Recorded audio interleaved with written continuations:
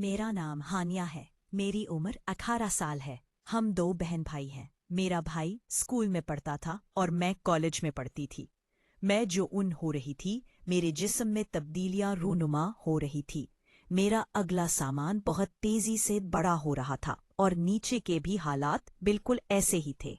खैर, कॉलेज के पहले 2 हफ्ते तो मुझे ये सब कुछ बहुत अजीब लगा। फिर कुछ दिनों बाद सब कुछ सही हो गया। खैर, मैंने ये सब किसी को नहीं बताया, ना घर में और ना कॉलेज में किसी जर्रा के साथ इस बारे में बात की। मेरी दोस्ती क्लास की शरारती लड़कियों के साथ हो चुकी थी, लेकिन मैंने उनको इस बारे में कुछ नहीं बताया। आखिरकार मैंने हिम्मत की और उनसे पूछ लिया कि ये सब मेरे साथ क्या हो रहा है। तो वो नहीं पड़ी और कहने लगी, अरे बेवकूफ, ये तो सबके साथ होता है। मैंने कहा, अच्छा। मैंने पूछा, ये क्यों होता है? तो वो कहने लगी, तुम्हें नहीं पता।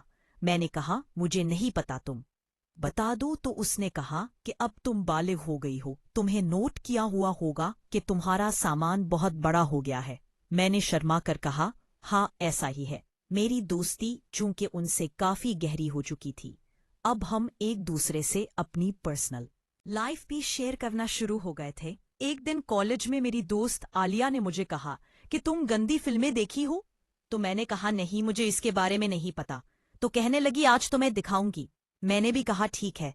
शाम को वो मेरे घर आई। उसने मेरी मामा को कहा, आंटी, मैंने असिया के साथ कॉलेज का काम करना है। तो मेरी अम्मी ने उसको मेरे कमरे में भेज दिया। उसने दरवाजे खुलाक लगाया और कहने लगी, आ जाओ, तुम्हें फिल्म दिखाऊं। उसके पास बैठ गई। उसने मोबाइल पर गंदी फिल्म चलाई। फिल्म चली तो मैं हैरान हो गई, क्योंकि फिल्म में गैर अखलाकी चीजें थी।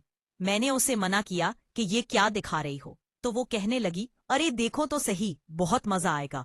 ठीक 10 मिनट बाद वाकई मुझे मजा आना शुरू हो गया। फिर उसने मुझे बताया कि ये सब कुछ क्या होता है। अब मुझे ये फिल्में देखने की आदत हो गई थी और मेरे अंदर ख्वाहिशात पैदा होना शुरू हो गईं। आलिया का बॉयफ्रेंड था, तो वो एक दूसरे के साथ दी चारते ही सब कुछ। लेकिन मेरा कोई बॉयफ्रेंड नहीं था जो मेरे साथ ये सब कुछ। आहिस्ता आहिस्ता मैंने खुद को परसुकून करना शुरू कर दिया, अपनी उंगलियों से गिनती लगाकर परसुकून हो जाया करती, और दिल में ये ख्वाहिश थी कि कब मैं हकीकत में ये सब कुछ करूं। आखिरकार कॉलेज का पहला साल गुजर गया।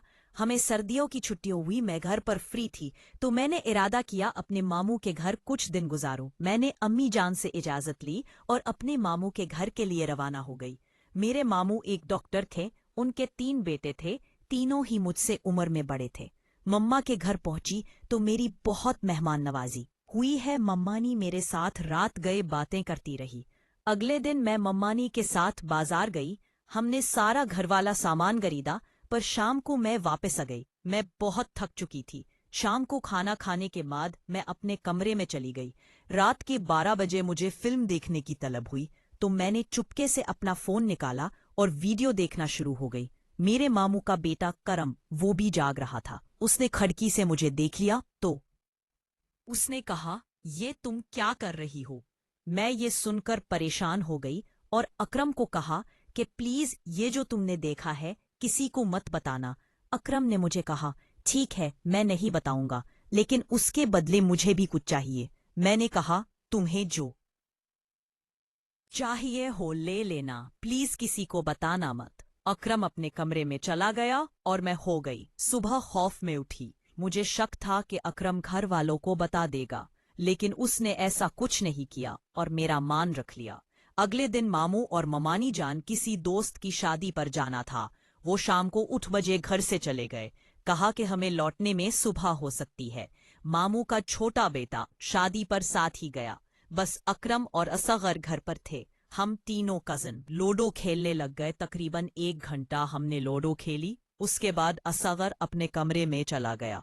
मुझे प्यास लग रही है, तो मैं उठी और किचन में पानी लेने के लिए गई। मैं किचन में पहुंची हूं तो पीछों से अकरम दबे पांव आया और मुझे किस के गले लगा लिया। मैंने कहा, करूं एक ऐसा